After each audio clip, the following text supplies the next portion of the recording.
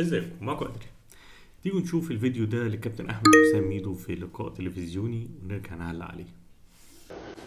لازم الناس تفهم الموقف كويس. اول حاجه، احنا كلجنه تخطيط، وانا بالذات يعني لما نزلت اشتغلت على الارض، اول حاجه الناس لازم تفهم ان مفيش بني ادم في مصر كان هيقبل في بالشغلانه دي في التوقيت ده الا انا. مفيش حد كان هيقبلها، يعني الموقف كان صعب جدا.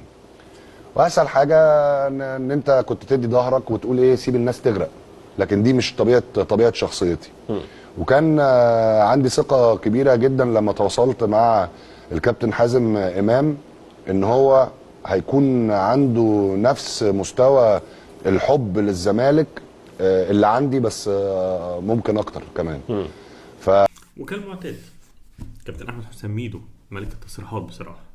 في البداية قال لك أحب أنوه لجمهور عشان يبقى عارف إن الوضع في الزمالك ما كانش فيه حد هيقبل إن هو يشتغل في هذا المنصب اللي هو مش عارفين أنهي منصب بالظبط اللي أحمد حسام ميدو ماسكه إلا أحمد حسام ميدو.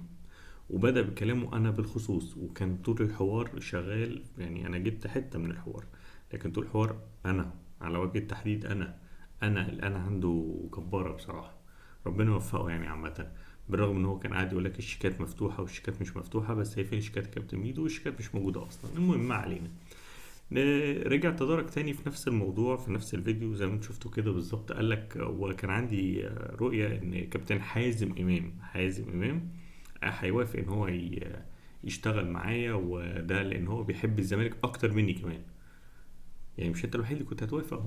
ده انت ما كملتش الجمله ولقيت ان حازم امام دخل وموافق واكتر منك، يعني حابب يشتغل اكتر منك.